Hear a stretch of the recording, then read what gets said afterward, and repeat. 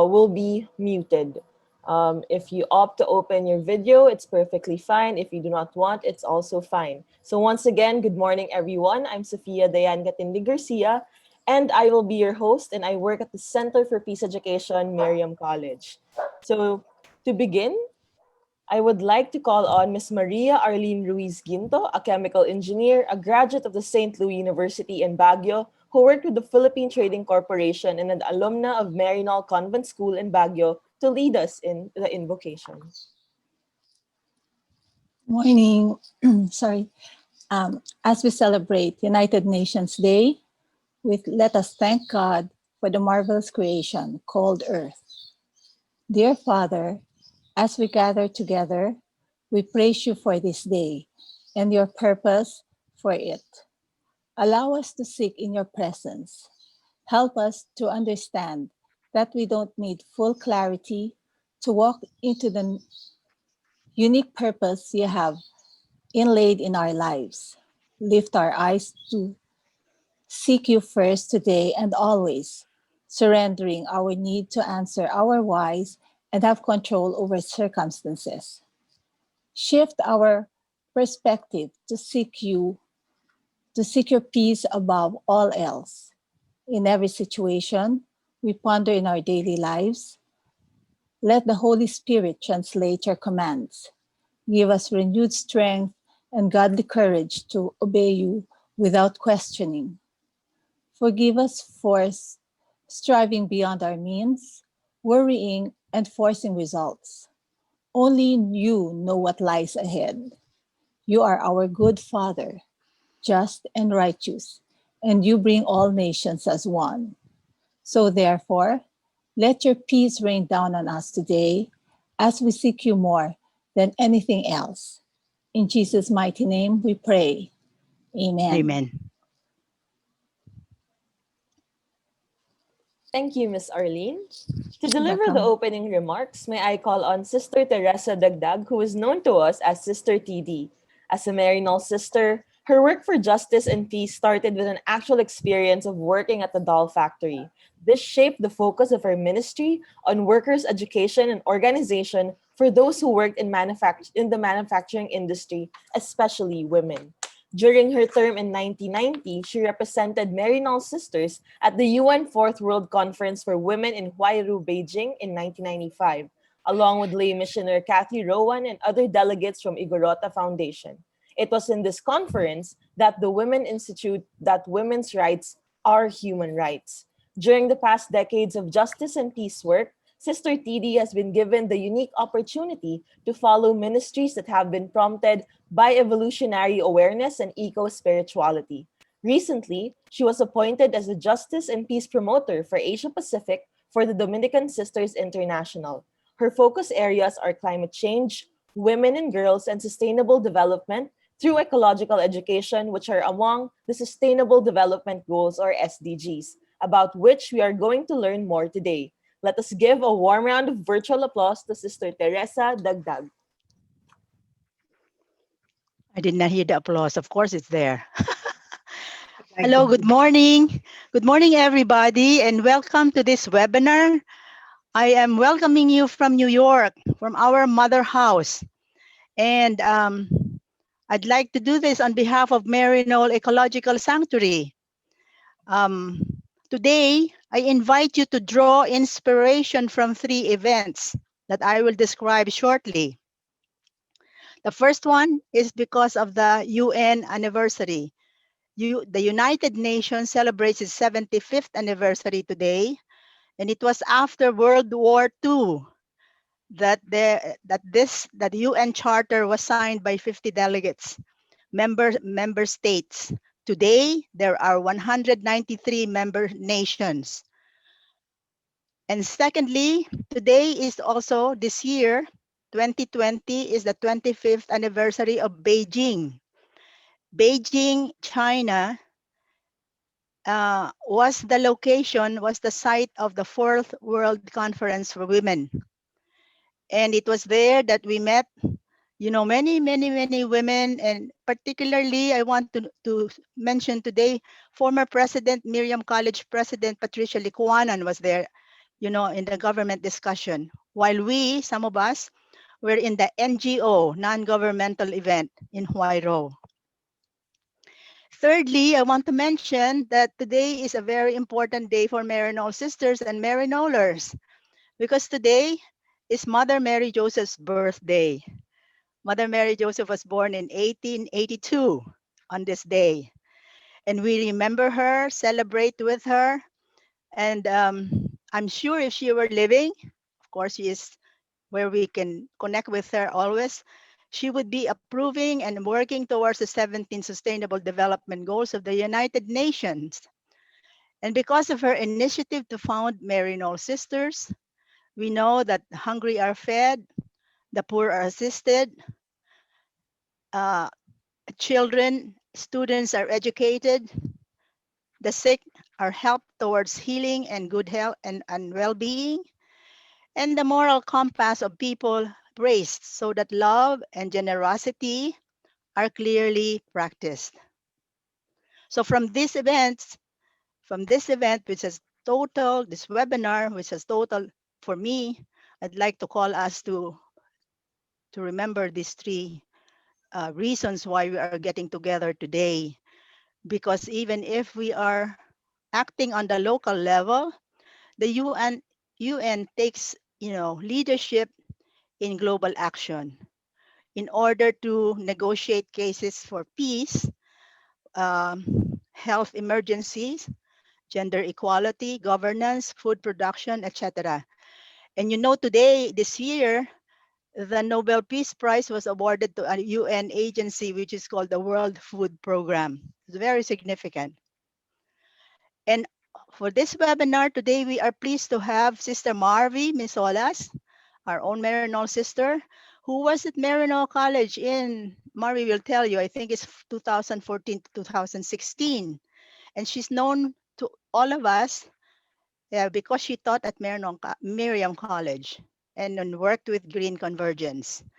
And a special attribute to her because she founded the Climate Change Forum in 2013 at the Maryknoll Ecological Sanctuary, which became an annual event after that.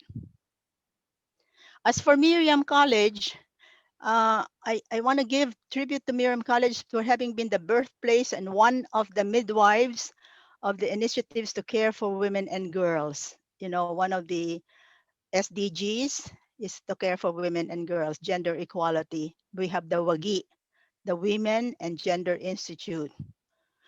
And for Maryknoll Ecological Sanctuary, we have plenty to choose from because we're doing ecological education. We are enhancing, our vision is to enhance human-earth relationship so that we people, members of this community, would take proactive care of our community instead of exploiting or plundering its resources to the hilt. Let us remember that we need clean water, sanitation, responsible production and consumption, climate action, life underwater, life on land, and many others. As we listen to Sister Marvie, I want to invite you to choose one or two of the SDGs for yourself. What would you focus on this year or next year? What would you like to look at and to address? Because we of Miriam College of Maryknoll Ecological Sanctuary and our friends, we belong to the civil society, which means we are not of the government, which means we are like the watchdogs or the people who safeguard that these goals are going to be implemented by government. So we have a very important role. So if we can choose one or two, that would be very good. It will be good also for Miriam College to look at how uh, you can organize yourselves to focus on specific SDGs. Okay, let me close here now to remind ourselves that the United Nations wants us to leave nobody behind. Walang iwanan sa ating Tagalog. Okay? And welcome again, and let us listen to Sister Marvie. Good morning and have a fruitful webinar. Thank you. Thank you, Katie. All right. Thank you very much, Sister TD. We actually have a lot of things to celebrate today. And if I may add, October is also the month of the 20th anniversary of the United Nations Security Council Resolution 1325 on women, peace, and security. So it's Good, one of yes. the milestones of the UN as well on women's meaningful participation. So we're also celebrating that actually. So as part of the youth, as part of the global community, we all have to do our part. We play a vital role in achieving these sustainable development goals. Hopefully, the deadline is 2030, but why wait for 2030, right? So we can do this. All right. So thank you again, Sister TD. And I am proud to introduce our marvelous speaker for today as on what her name really stands for. So our speaker for today was born in Albay, Philippines, but raised and grew up in Marikina City, Metro Manila. A certified public accountant by profession, she studied accountancy and finance at the Polytechnic University of the Philippines, graduating in 1986 and worked before she joined Maryknoll Sisters from the Philippines in 1995. She went to Mount Vernon, New York for orientation phase and professing temporary vows in 1997. She made her final vows in 2005 while missioned in Taichung City in Taiwan. Our speaker has rich volunteer experience, especially in catering to homeless women, and she is an advocate of women's rights. In 2012, she has shifted to a ministry on ecology and environment, focusing on the climate crisis. She was able to apply in different fields the knowledge she gained in her master's degree as well from the University of Peace in Costa Rica, teaching students of Miriam College, farmers, women, and fisherfolks in various rural areas. Currently, she is missioned in Maryknoll, New York as NGO representative of the Maryknoll Sisters to the United Nations, which is part of the Maryknoll Office for Global Concerns team until 2021. Ladies and gentlemen, let us give a warm round of virtual applause to Maryknoll sister Marvelous Marvie Misolas. Thank you, Soda. So I'm really excited to be back again in the Philippines, and it's really wonderful to see all of all of you virtually, of course, and it's giving me a lot of um, excitement. I feel like I'm back in the Philippines. So tonight, I would like to start with something, uh, light, I think, and something that everybody might be able to, um, I think, look for themselves through this music.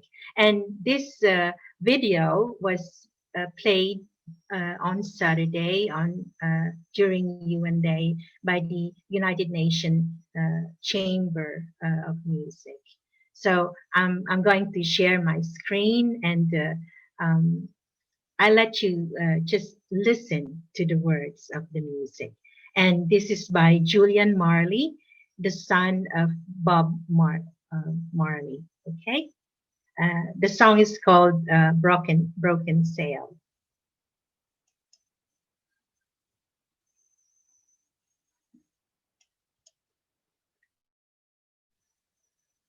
So I'm going to share my screen now.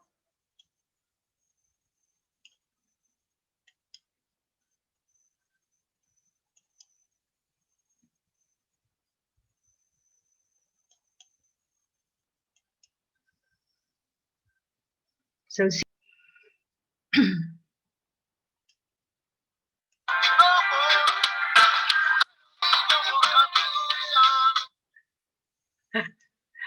so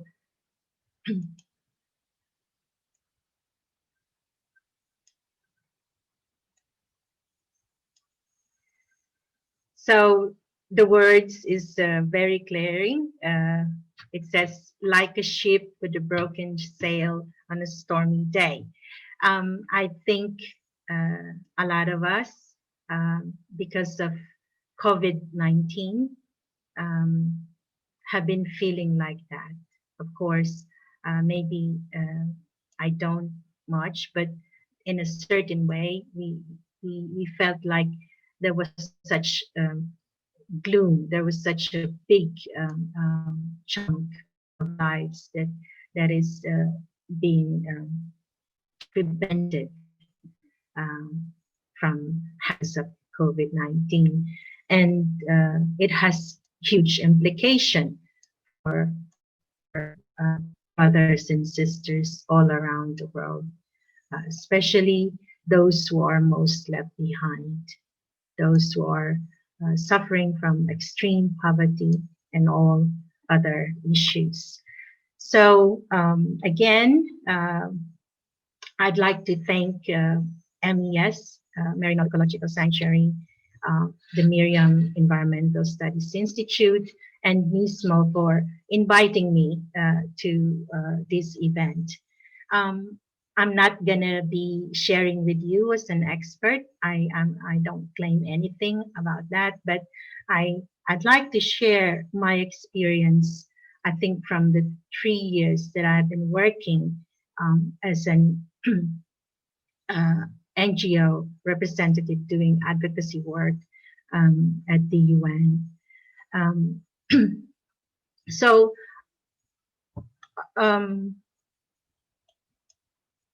I think even before the pandemic, the world is reeling with so many critical situations of violence, conflict, hate, climate crisis, and I could, put the list will go on.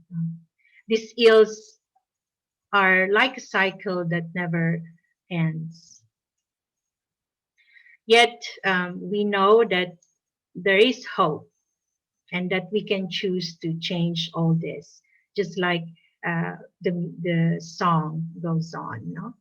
So humanity, as we know, have chosen to establish peace since the two world wars.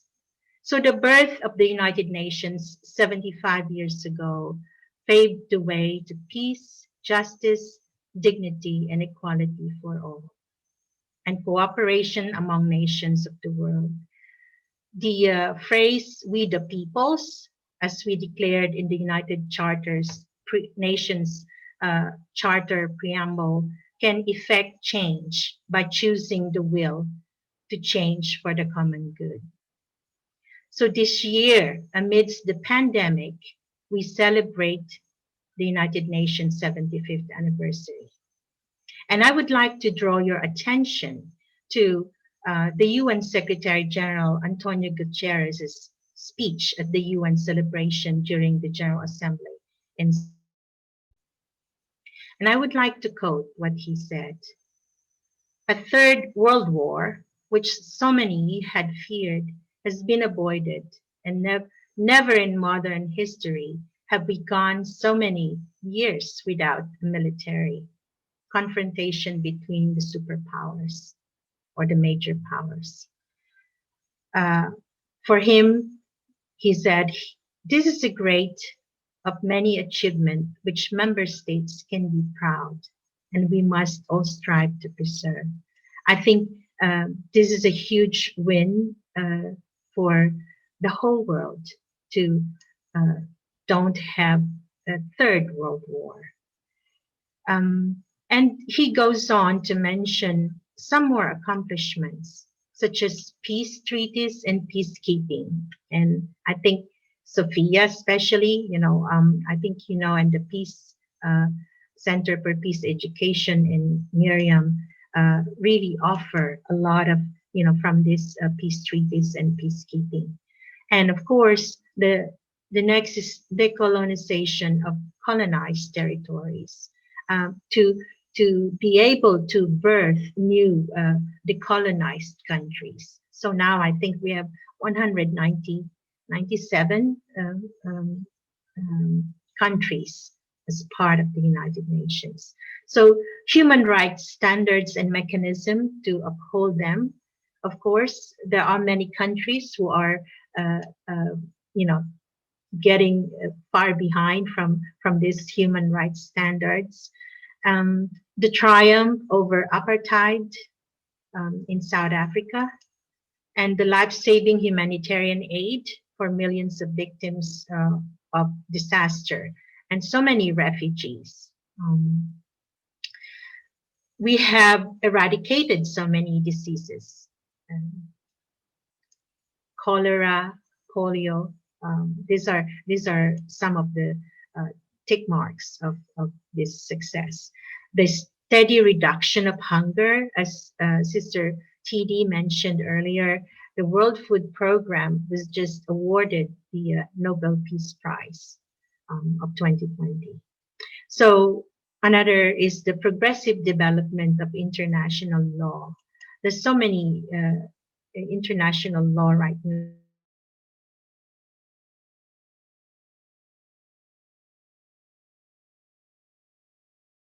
but it protects uh, our integrity and sovereignty as nations. So the other thing that is that the landmark pacts to protect the environment and the planet. Right now, I'm part of the Global Pact for the Environment NGOs groups, which actually engaging with UNEP, UNEP, to pass the GPE, or the Global Compact for the Environment, which has been in the deliberation since 2018. So, and one of the big success was in 2015, when the 2030 agenda for the Sustainable Development Goals was unanimously passed by all the member states, as well as the Paris Agreement of Climate Change. And I was there in Paris when this happened. So that those are some of the major achievement of the UN, which I think most, especially the younger people, are very much aware the climate change Paris Agreement. But with all this achievement, he said, we must still be humble, because there are still a lot to be done. And some of what he said here would be, gender remains to be the greatest challenge to human rights around the world. And in 1945, 850 delegates, only eight were women. And still now, 25 years after Beijing Platform for Action, gender inequality remains the greatest single challenge to human rights around the world. And big crisis, the climate crisis, that kind of, like, if you think about it in an environmental and ecological way, climate crisis is really the most challenge that our world is facing, because it even impacts, the already collapsing biodiversity. So biodiversity summit just happened in September, and I was listening to a lot of the leaders. They were all saying that they see it in their own countries. We know that poverty is again rising. There's a huge gap of eliminating poverty, and I think we will see later when my presentation with SDGs, how this poverty is sliding down again, especially with COVID. Hatred is spreading. For those of you who have been following the news here in the United States, Black Lives Matter is gaining momentum. And of course, the geopolitical tensions, which are escalating, and Philippines is not immune, because we are right in that spot, the South China Sea, or the West Philippine Sea, where there's so many, I think six countries are dealing with this issue, and we have not even, resolved it. No peaceful resolution yet for that. Win with UNCOLOS. And again, with the other thing here is that the nuclear weapons, uh, it's still the highest, I think, threat in the planet, and it could happen, at one wink of an eye. But last Saturday, we should be congratulating ourselves and the United Nations because of Honduras signing the 50th nation to ratify, and it passed, it's ratified, and after 30 days the treaty to ban nuclear weapons will be in effect, will be enforced, so in January 21. So this is a beautiful sign that happened, at this time of the 75th anniversary. So again, yay for UN for having this. Maryknoll was part of, the deliberation of that earlier, I think before my time. Um, and then we have, technologies, advancing in leaps and bounds. Yes, it had opened so many opportunities, but it also exposed new threats. And dare I say that one of that threat is directly affecting our youth, our young girls in the Philippines because of online sexual exploitation of children. And we have done, I have organized a side event in July at the high level political forum on this issue. And it's wonderful because this week I just finished co-writing the statement for CSOC-D, or Commission of Social Development, on this issue, and there were 17 NGO organization who have signed to the statement. So let's hope that next year in February we will have more voices to happen. And of course, the greatest threat that we are all globally experiencing is the COVID-19. So of all this mentioned, um, they're all complicated. They're not just easy problems that we are facing. And in some way, a lot of two-thirds of our um, the people around the world are suffering because of these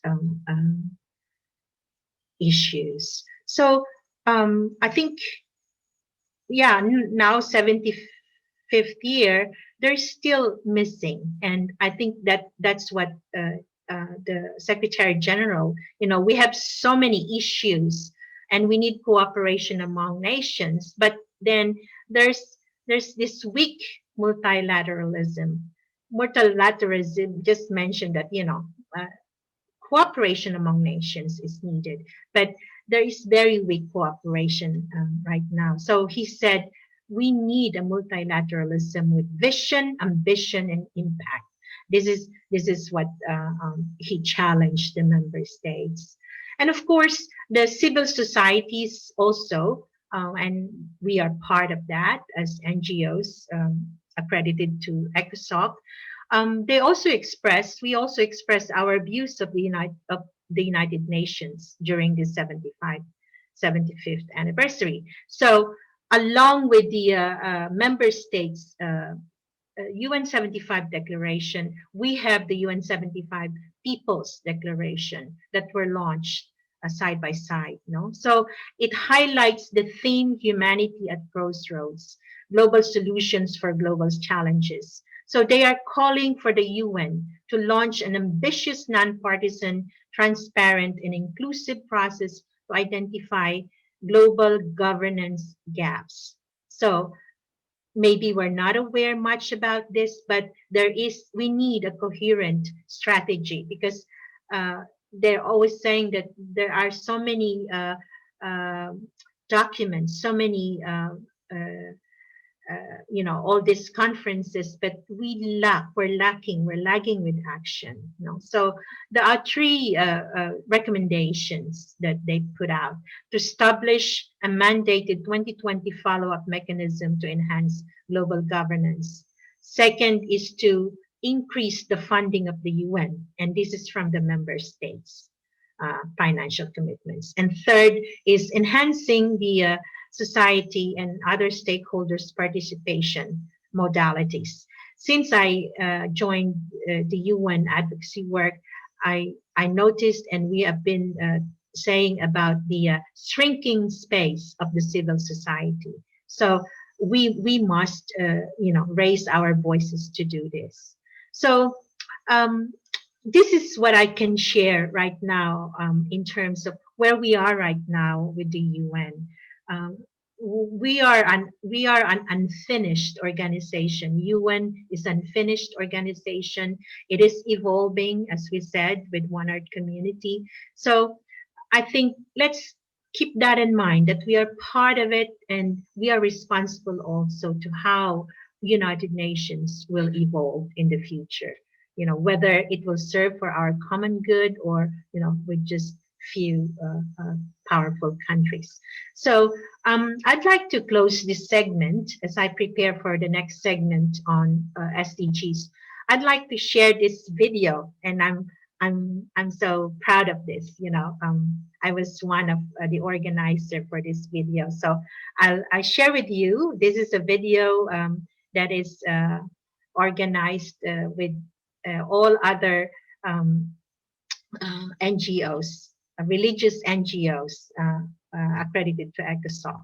So I share with you now the video. I'm going to share my screen again. I hope you like it. It's a very nice, how to call it, inspiring video for us from the religious. Okay, so let me just do this now.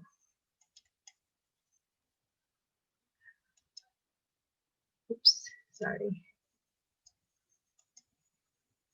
So this video is titled "Faith Speaks to UN 75," and faith because we are part of the religious of the United Nations. We are Catholic religious NGOs who are carrying the advocacy of people from the grounds like Maryknoll.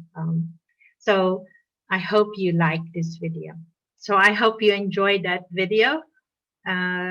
It is really a wonderful way to show how religious at the UN, which is a network of all our Catholic religious organization are present in the United Nations.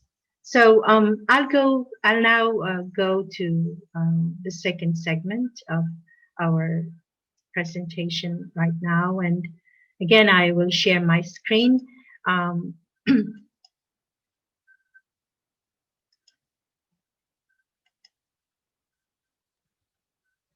So I'll from current slide.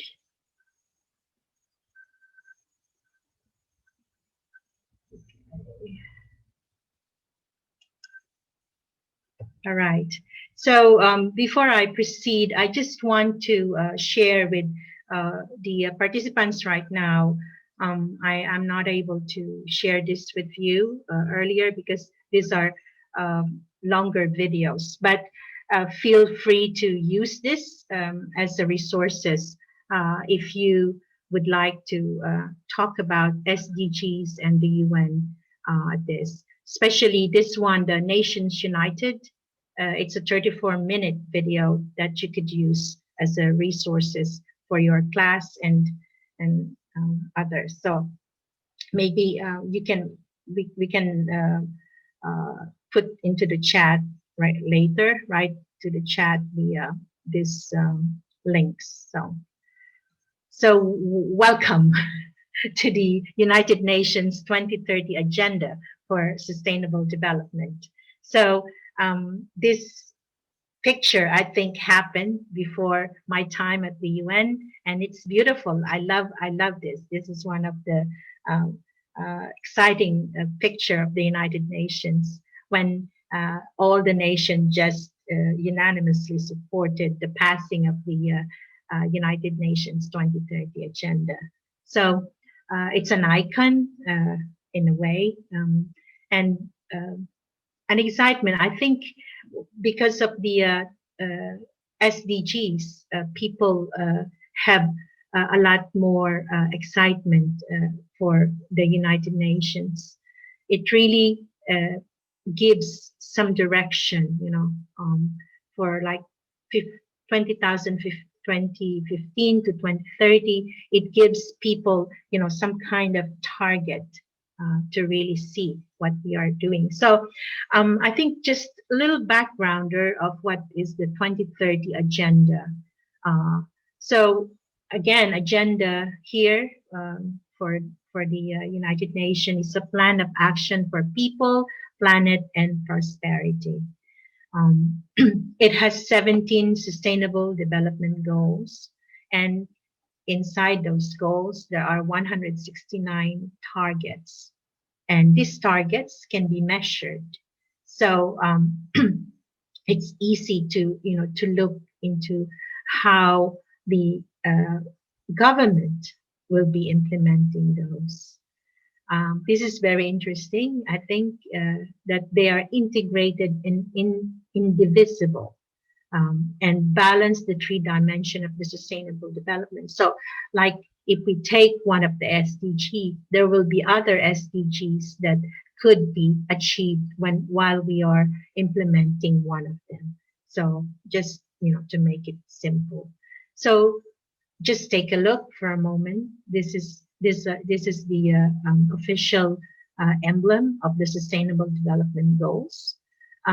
There are 17, and we all know that every time we review, Agenda 17 is always part of the review every year. So poverty, one, agenda SDG number one is to fight, eliminate extreme poverty. And then 2, zero hunger. 3rd, good health and well-being. 4th, quality education. 5, gender equality. 6, clean water. 7, affordable clean energy, and so on and so forth. So we look at Agenda 13, SDG 13, 14, and 15. These are very important, as well as clean water. These are very important environmental SDGs that many of us in our work and have targeted in terms of our implementation of advocacy. So there are 5 elements that we want to remember in terms of the SDGs. So people, planet, prosperity, partnership, and peace. These are the elements of a sustainable development. I'm not going to be explaining that further. So just to review us on the principle of the 2030 agenda. There are many agenda that is guided by the purpose of the Charter of the United Nations, including full respect for international law. It's grounded in the Universal Declaration of Human Rights. And before the SDGs, there were Millennium Declaration, which also produced the Millennium Goals. If many of you are familiar with that. And of course, the instruments such as the Declaration to the Right to Development, on the right to development. Now we're talking about the Declaration to the Right to a Healthy Environment. There are many foundations for the SDGs, and some of you who are studying international relations would be very um, familiar to this. So the Rio Declaration on Environment and Development, when was this? This is what, 1992? And of course, again, the Rio Plus 20, the United Nations Conference of Development. And then, of course, the women, the Beijing Platform for Actions, the World Summit for Social Development, and the World Summit for Sustainable Development. Okay, so if you are familiar with that, that's wonderful. But you're welcome to read about this because it will just have a more understanding of what are the SDGs are. So, of course, because this is the Sustainable Development Goals, it has targets. So, how do we implement? How do the states implement these targets? Um, so, these are the 17 development goals that needs to be realized and their targets. And with that is the financial mechanism, which is the Addis Ababa Action Agenda. Okay, we cannot do any of the SDGs without money. All right, so these are or how to generate that needed money, because right now there's about I think 500 billion gaps to establish and implement SDGs. So because there is an implementation, there must be follow up and review.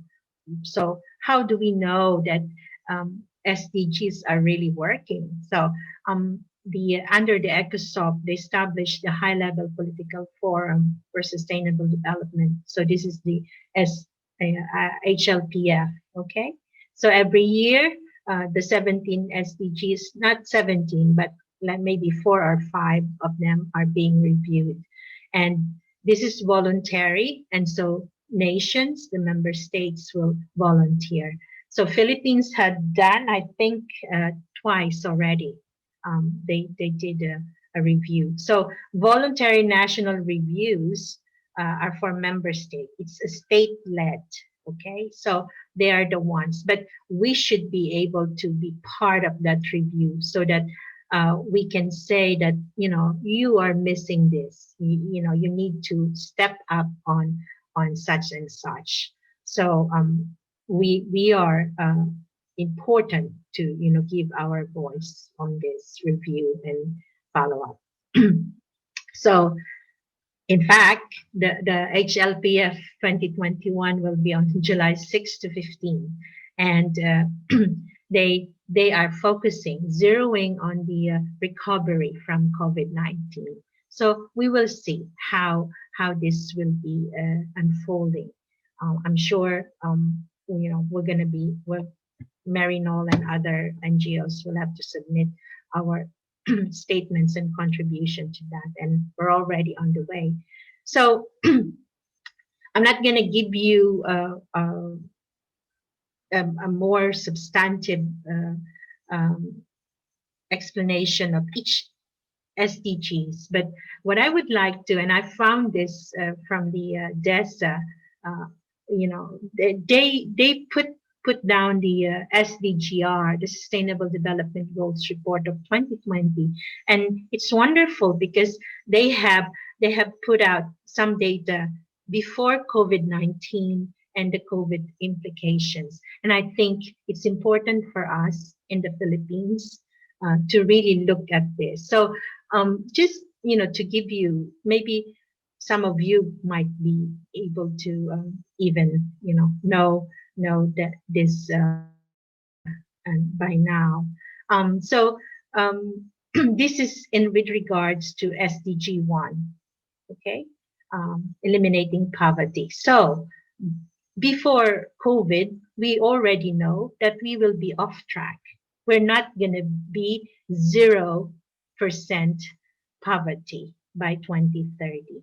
That's how off track it is. By 2019, we're still 8.2% lacking to end poverty. So we're off track already.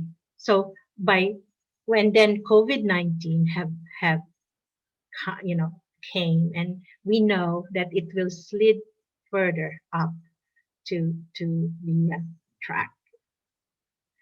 Um, so before also COVID-19, we have been discussing this, and I presented this to the sister when the income inequality for so many countries have been increasing. So during this time of there were like 38 out of 84 countries in the study have been continuously falling of the income inequality, meaning that the difference between the poor and the rich are increasing. Okay, just take note of that, and I think we should be able to go. And so with the sustainable development goals, I think this is like um, leaving no one behind. The most vulnerable groups are being hit the hardest of the pandemic. This is again still part of the inequality, which is SDG 10, but also SDG 1. So we know that these are the groups that are being hardest hit with COVID-19 implications. And you can see this brief, policy brief with DESA, and they have this study and all. So before COVID-19, we know that the share of urban population living in slums have been rising to 24% in 2018. And this is back to back with now the COVID implications that over 90% of COVID cases are actually, uh, uh, COVID 90% are actually in the urban areas. So if we go back to this, living in slums and the urban areas, we know that a lot of, um, especially in Manila, in NCR, we know how faster the COVID-19. Now we go to SDG 12, and this is an example of how we can look into the analysis that we know that between 2010 and 2019, electronic waste grew by 38%, and yet there's only less than 20% recycled. So you can see now that where is the 80% of that growth of 38% goes, meaning it's there, it's probably transferred to another country. So we must look into this. And I think many of the advocacy group are now looking into regenerative processes, and also, but also in terms of production, the circular economy. We have COVID-19. Before COVID-19, we know that the climate crisis is off the target because the countries are not really delivering. And so we have this implications of COVID that because of COVID, a lot of the production stopped, and a lot of airline and all this travel stopped. So they think that there has been a 6% drop in greenhouse gas emission, and this is COVID, that forced us to do this. This is against our will, really, but we did. But we're still short because we need an annual 7.6 reduction to reach the global limit to global warming of 1.5 degrees Celsius. So in some ways, COVID had some positive effect. Same here with the SDG 14. This is life underwater, ocean. So ocean acidification is at this time 100% to 150% rise. But then with COVID, they think that because of the halt of the carbon, the decrease in carbon emission, it also probably, they think it will brought up some reduction by COVID-19. There might be a chance for oceans to recuperate. So let's hope for that. Although we must also check that because of COVID-19, so many people are using this, yeah, materials, plastic, to also protect them from. So so many examples of before COVID and after COVID. We know that um, people have already been fleeing. So this is the COVID-19 implications for global peace and security, and this is for SDG 16. In 2019, we have the um, already number of people fleeing from persecution is 79.5 million. And we know what's happening in the US border, right? Before the COVID-19 came, it was terrible, and with other places also. This is with the SDG 17 on partnership. ODA represents for overseas development assistance. What I was looking at this last night, and they're saying the net ODA in 2019 is 147.4. This is the help to the countries, okay? So they said all the aid to Africa rose 1.3%, and aid to least developed countries also rose 2.6%. However, this amount does not even, reach the 7% that uh, that is promised by nations to help in terms of help to least developed countries. So, I mean, really, many nations who supposed to be who promised to help in the ODA is not really delivering, let alone the U.S. Well, they're not even. Again, with and this is very true in the Philippines, remittances, we have a lot of income and remittances from abroad, and we know that overall, in 2019, it went down to 445 billion. So we know that there is a lack again of this funding that could be used to implement SDGs. So this is with food, with SDG 2. We know that the COVID has implications to pandemic, and it has threat to our food systems. We have the climate shocks, locust conflict, and then additional is COVID-19. So we should be able to look at that, especially in the Philippines. So while many countries have, developed their healthcare system, especially in the global north, many of the countries in the global south, the healthcare and the need for healthcare was just amplified because of COVID-19, especially Philippines. We all know that, and I'm not gonna go down there. But this is just, I think, after COVID-19, many of us should be able to call our government in terms of, um, you know, um, increasing and the acceleration to deliver on health. Um, and again, before COVID-19, we know that education has been lagging in our country. What more now with the COVID-19? We know that. I think even in my family, the children, they're having difficulty with what we have come up now as uh, you know education in the COVID-19 pandemic. So let's just look into this. And so I have, and again, continue on for gender, SDG 5, the full gender equality.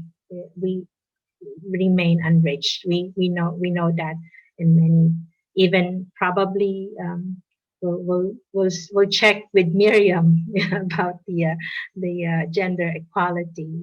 About how many how many teachers are women and or men. So that's also very easy for us to see. And again, the SDG 6.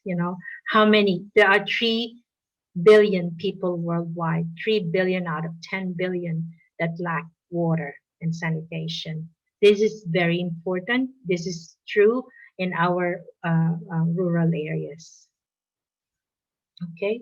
Again, this is also healthcare facilities. This is probably some kind of reality in our own healthcare facilities here in the Philippines. So, and more COVID-19, the global economic growth slowing down. So I'm not gonna go back, but this is also another thing. In the video earlier, a lot of people unemployed because of pandemic. A lot of people who are in informal economy are really hurting. They were tricycle driver not being able to, uh, jeepney driver not being able to. They belong to the informal economy. Okay. Tourism also were affected, and of course, discrimination. So people who are left behind, they feel the hardest hit. So um, these are the four things that we really urgently need to address. And you will see that on the video that I shared earlier on top of the slide. So um, climate change, poverty and equality, justice and human rights, and gender equality. So when you talk to your local as government unit, check the these four areas that we want to really work on. So why knowing this is important? Why knowing what is SDG is important? So it is really our task as citizen to make sure that these SDGs are being implemented because of for our common good. Um, and we, the peoples, we have the right to development. We must take hold on that.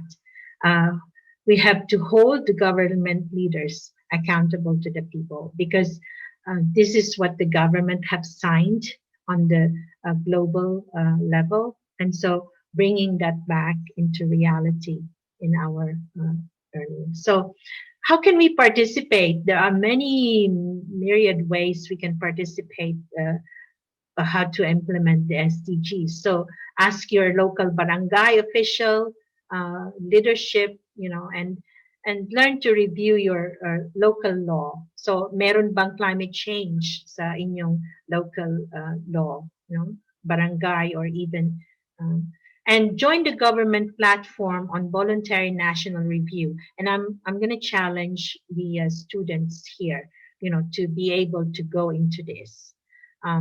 Participate in implementation, organize. We don't need to wait for 2030.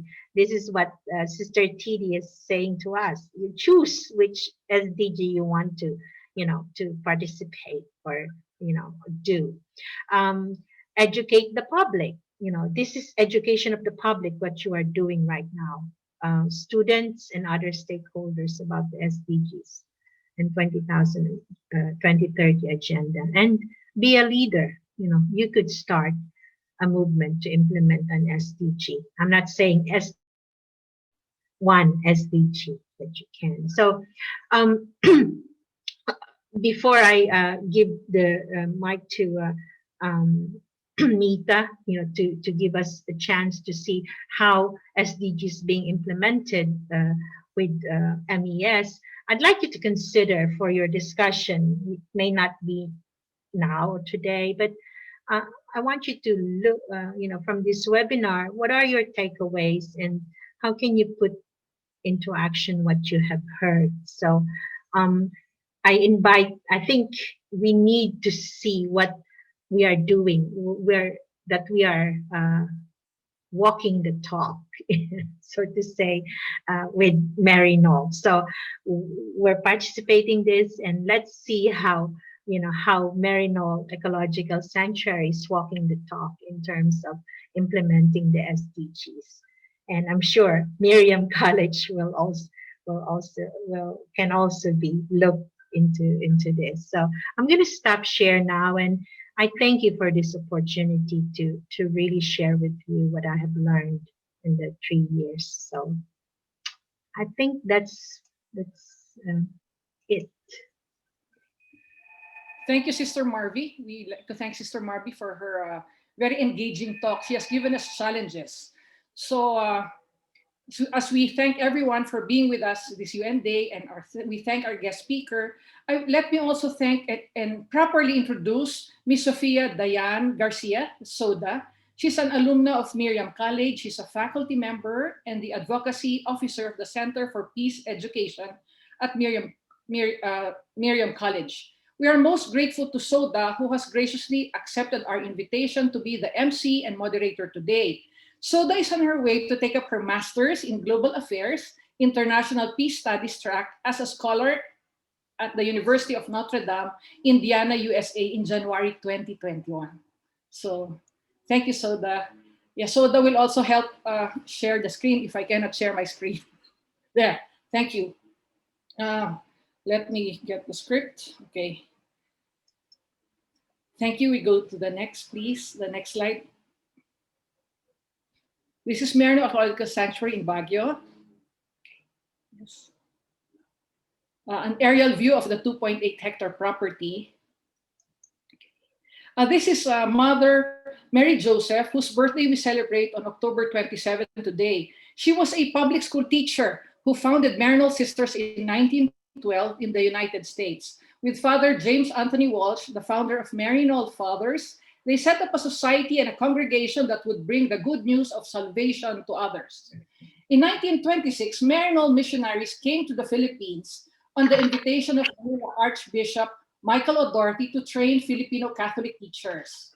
Maryknoll's first school in the Philippines, the Malabon Normal School, was renamed St. James Academy in honor of Bishop James Walsh. The school still exists until now. My mother is a graduate of St. James Academy along with 20 of her relatives, and she said she had met Mother Mary Joseph in Malabon. So the sisters also opened St. Mary's Dormitory for Women on Pennsylvania Street, now Leon Ginto, and administered St. Paul Hospital in Intramuros. In 1928, the sisters went up to Baguio to have respite from the heat. So we go to the next slide. They found a nice, quiet knoll at the foot of the trail overlooking the Lingayen Gulf, the China Sea, and beyond, and the Mortis Trail, which led to and from Baguio. Sister Mary Columba bought the 2.8 hectare property from Dr. Pan, who was from Iloilo. The Baguio house was a vacation and retreat place built with 28 rooms, half for the sisters and the other half was for lay guests providing income. In 1928, in 1933, a Syrian mother of three asked the sisters to tutor her children. Thus, Maryknoll Convent School with American-style education was born. So we go to the next. The elementary school with 20 students in a class had international clientele, like coming from 12 nationalities. Enrollment grew, and in 1962, a separate school building was put up. These are pictures from 1947 on top, and this is the picture of the sisters asking the parents of the students to help build the school, and the school still exists until now. So enrollment grew, and it was now renamed Barishan School in the 1970s. And after 66 years, in 1999, the last batch graduated. So the 1990 earthquake destroyed Maryknoll Sisters Convent. Everything was in ruins, and the only thing left was the bell.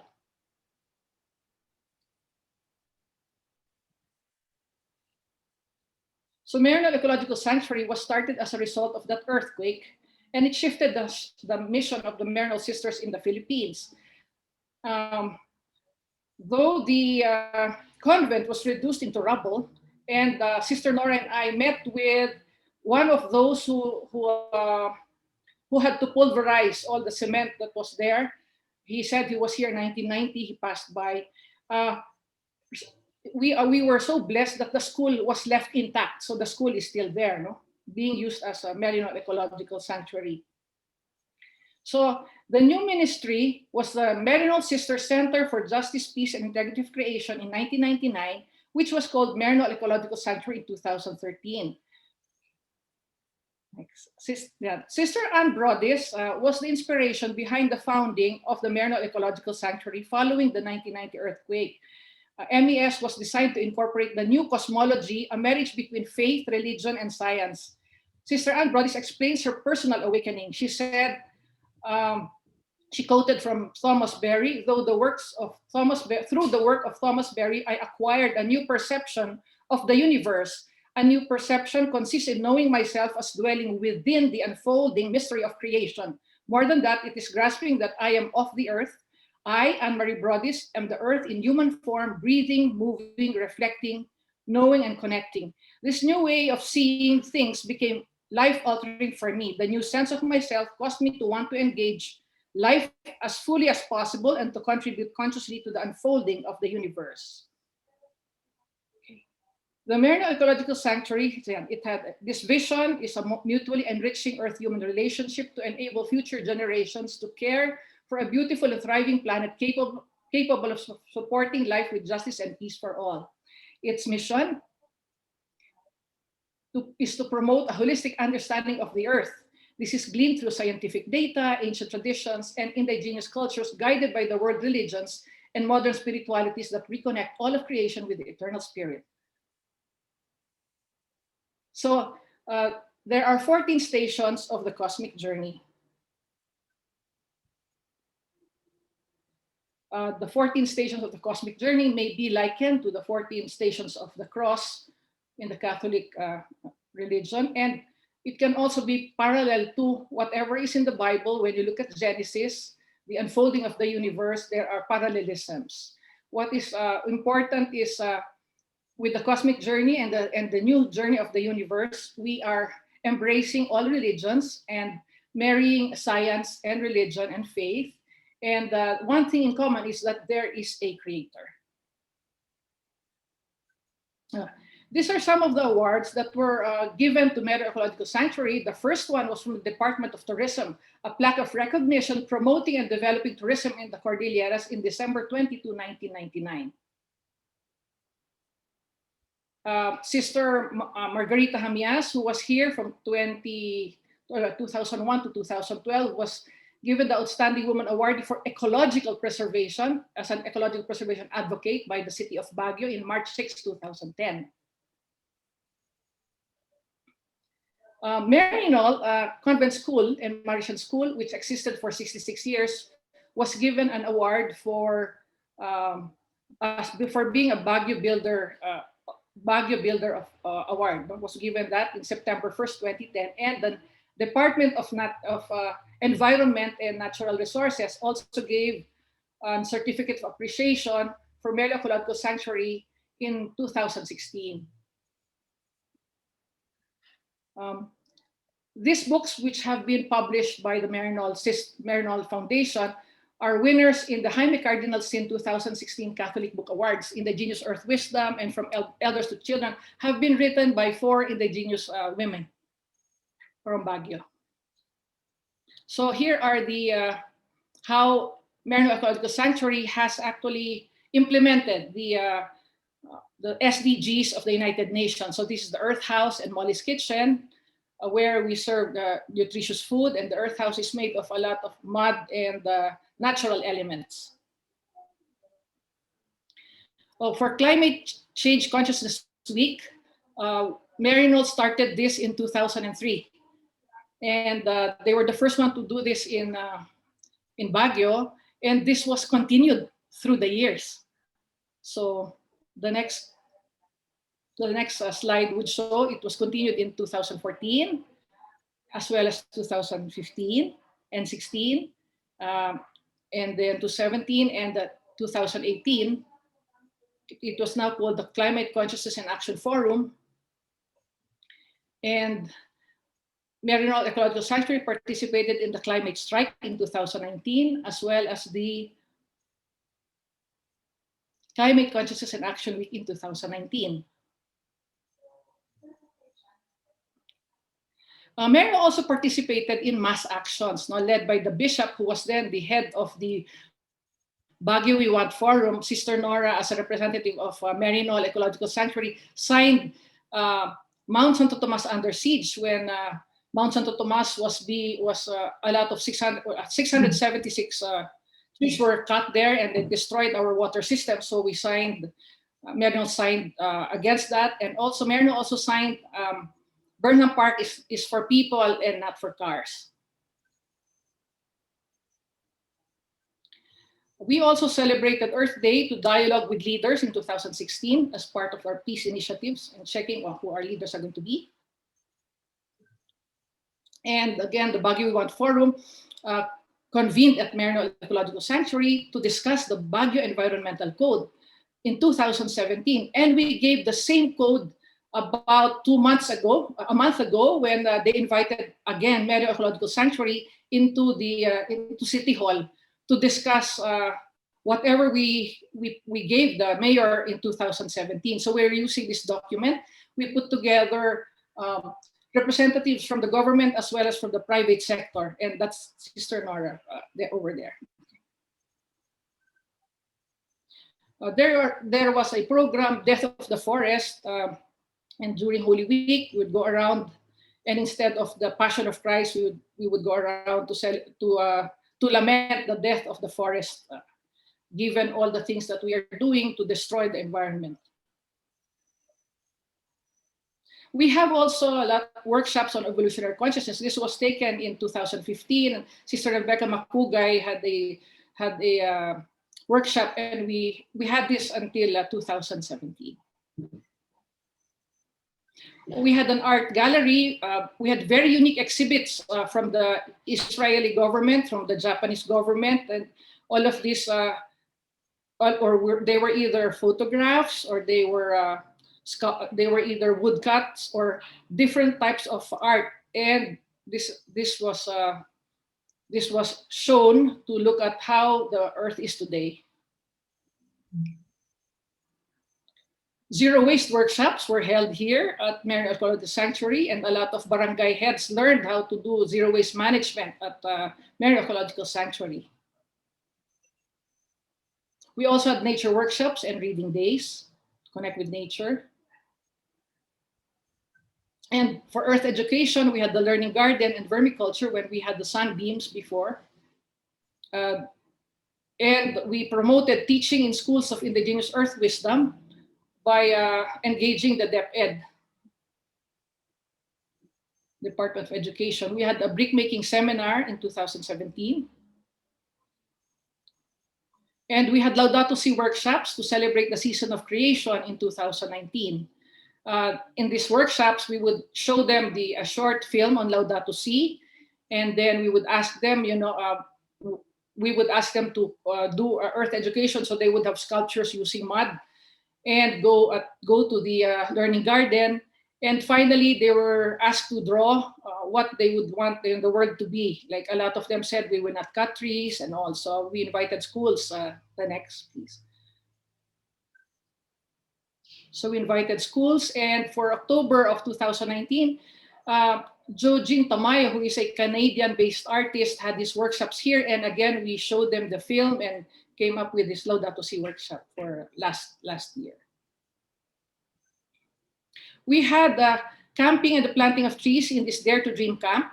It put together children with special needs and children who were normal, put them together in one camp. And they were so excited about planting trees that they wanted to know when they're going to visit whatever they had planted. Yeah. Nice. And for 2020, we have had 4 webinars. This is our 5th. So that is how Maryknoll Ecological Sanctuary has integrated or implemented the SDGs across the years. So thank you. Yay, thank you, Miriam. Thank you. All right.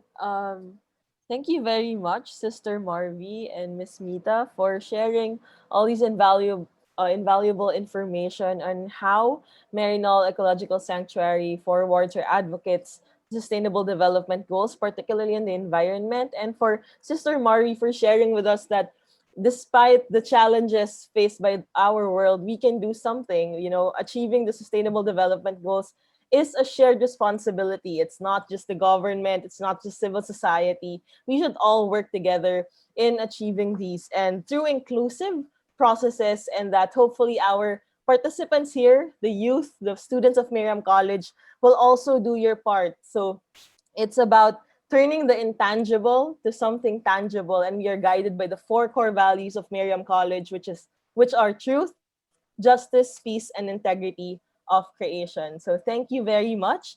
And at this point, we will be opening the space for questions, comments, and insights on the presentations a while ago of our speakers. Please raise your hand so we can acknowledge you and we can unmute you. And if you opt to turn on your camera, you may also do this. And if you are not comfortable speaking, you may also utilize the chat box. So questions, comments, and insights from our participants. Miss Mita.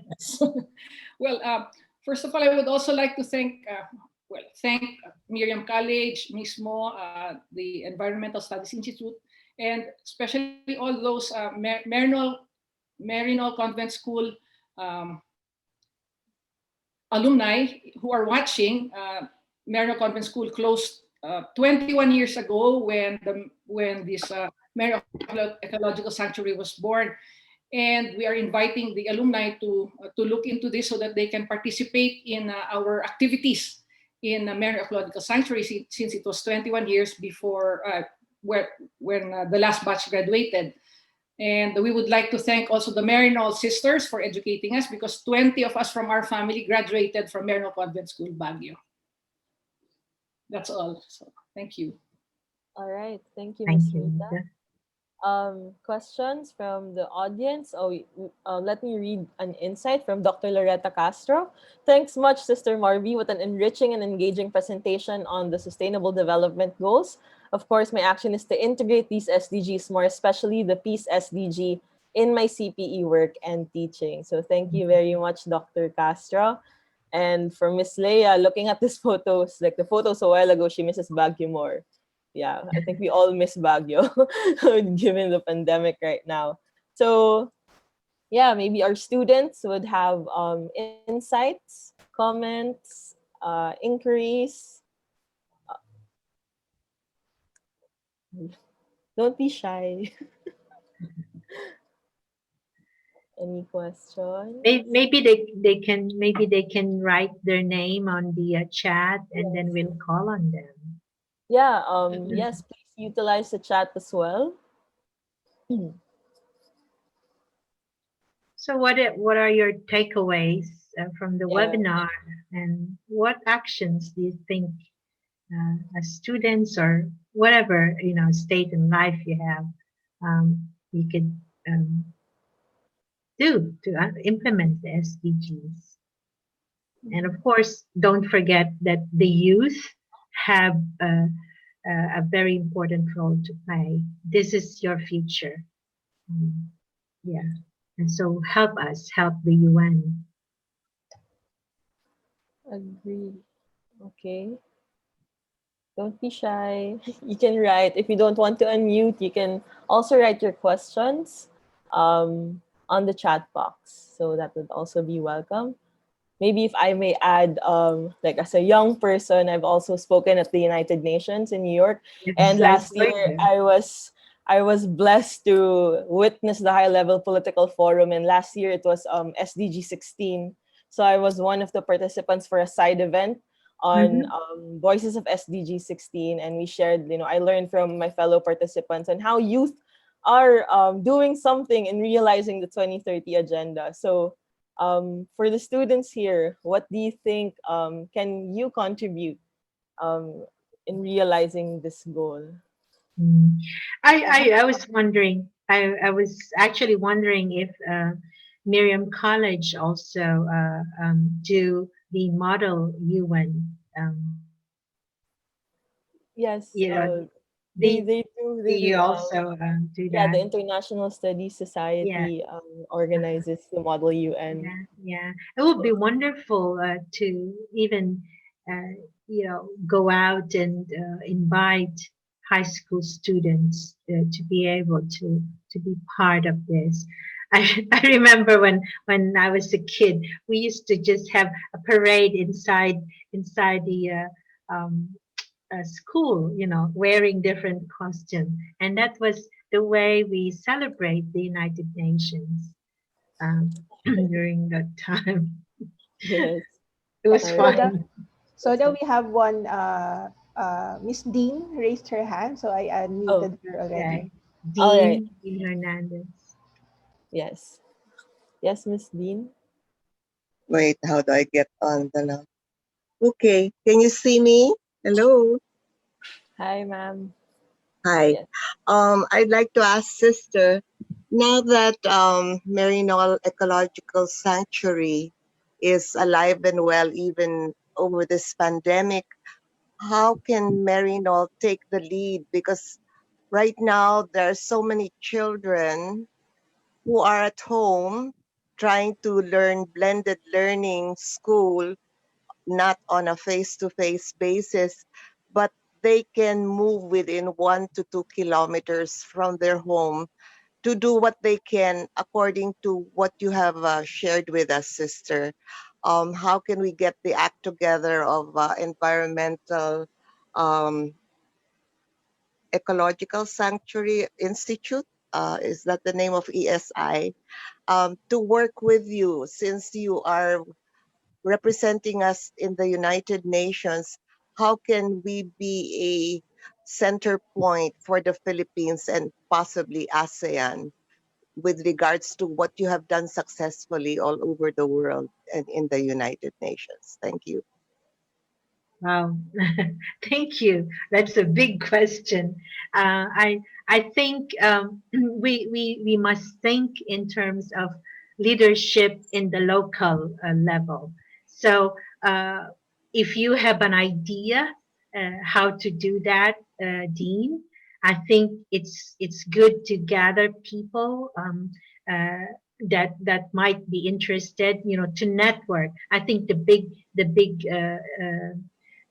term right now is networking, and that's SDG 17.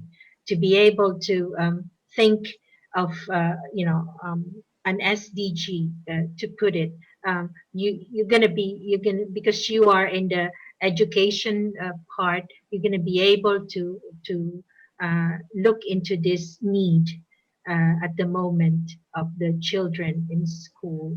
They're not in school. They're trying uh, um, to be educated at home through this lacking um, um, internet. So how I'm not sure if that's what you were referring, how to help people. So I think look at the needs right now of those of the students, and see how they can help, connect with local dep ed and so on. So this is where we begin. This is the site where we feel the need. I think that's very clear with the SDGs, that this is local, and this is where we start acting, and then it goes on to global. I think the Maryknoll sisters, since the beginning, we have I think for establishing a school for young women, Maryknoll has evolved into something that is we are proud of, in terms of our women who have become leaders in the women's movement. Um, it is now your time to shine. We are still here, and we're part of that movement. But we can take the lead once in a while, but it has been now the time for you who have been part of Maryknoll to carry on the work. So I'm not sure if I'm able to answer what you were saying or suggesting, but you are now the implementer of SDGs.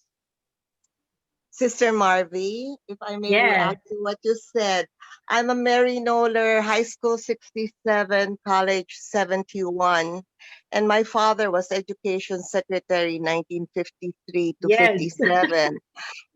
That's why I'm trying to carry on the torch, even though I'm now 70, feeling 17.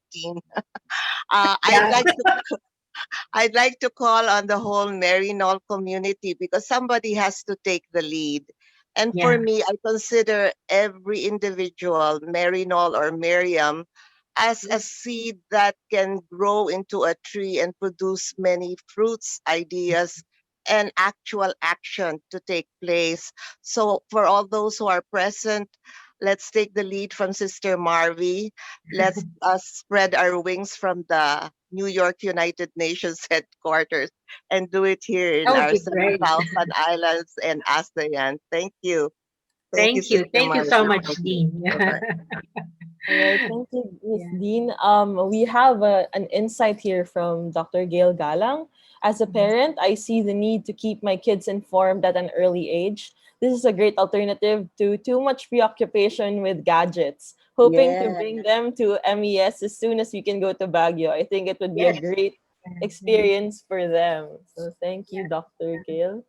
So I Yeah. think this is also related to mental health wellness. We need to take a break, and MES is one of the places we can go to. Hopefully after the pandemic. All right. And Yes, ma'am. yeah, I think I'm just reminded as she was saying, Gail. I'm reminded of Thomas Berry. The task now for our civilization, for our generation, is to build an ecological generation. Oh, that's nice. Wow, that's nice. This is a very big task, a task that is needed um, to build an ecological generation. And I think Miriam, yes, MES, has that task, as in cooperation, of course, with the United Nations. All right. Thank you, Miss Mita, Miss Marvie. Uh, any more from the audience? You know, Maybe you would like to jump off from one of the questions, or you have additional insights regarding these. Sure, let us learn together. Yes.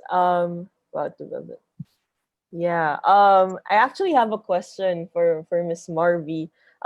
Working as a Maryknoll sister, a representative at the UN, how do you think have women shaped the global agenda? Like, what? Why is there? Why women? Why do they also play an important role in shaping the global agenda? Thank you. Wow, that is a big question. All I think women, even though they're not listed, and so many in the Bible, they're not named either. Even though women are not listed in this history book, I think women have always been part of of the evolutionary movement.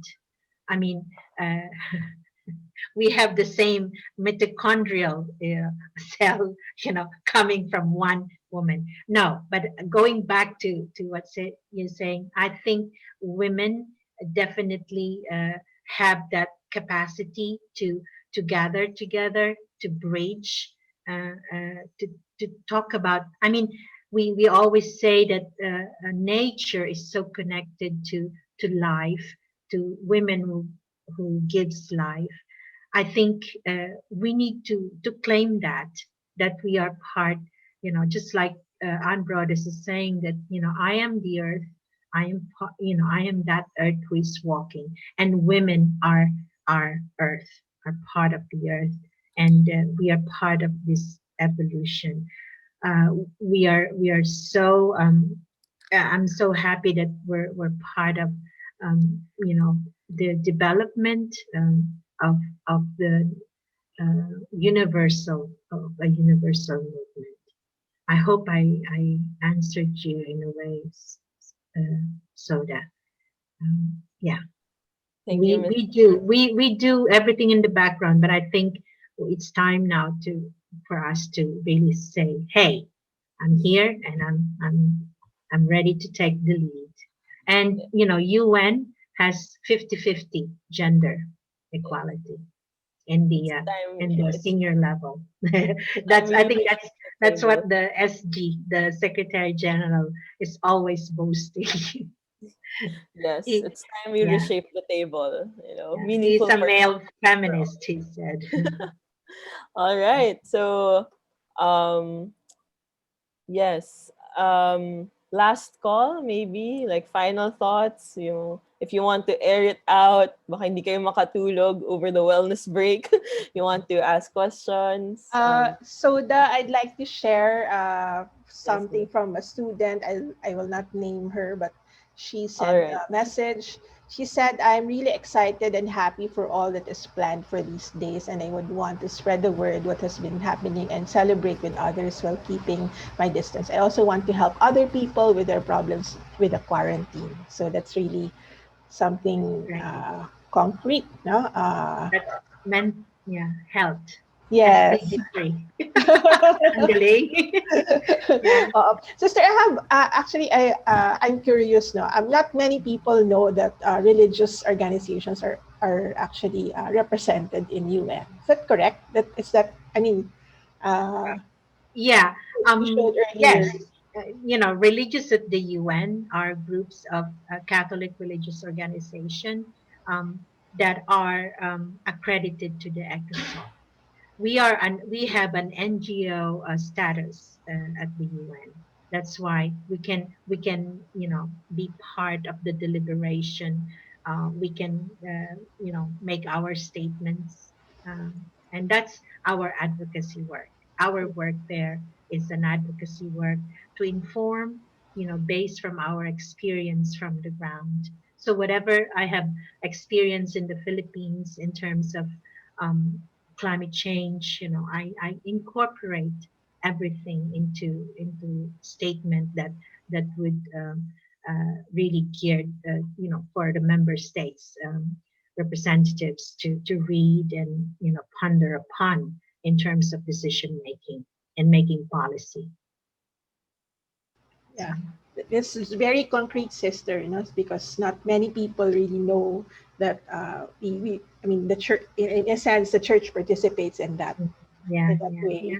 And know that I think a lot of our religious organization have done a great job of the SDGs in terms of early development. Maryknoll have contributed much into the education during the rebuilding of the Philippines. So uh, you know Jesuits, and so we we are a powerful organization as part of the Catholic Church. Holy See has a mission. They're not a voting.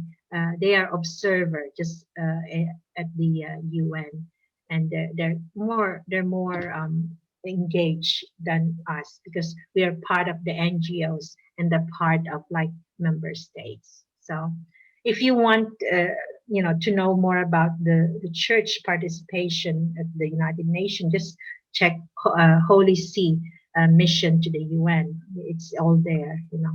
So, Thank you, by the sister. way, we invited the new observer, Archbishop Kasia is from Philippines. He was the nuncio. So I invited him to we just had it October 22nd. That video that I showed to you, that's what I presented also on that. So yeah, it was good. Yeah, and thank you very much for this opportunity. All right.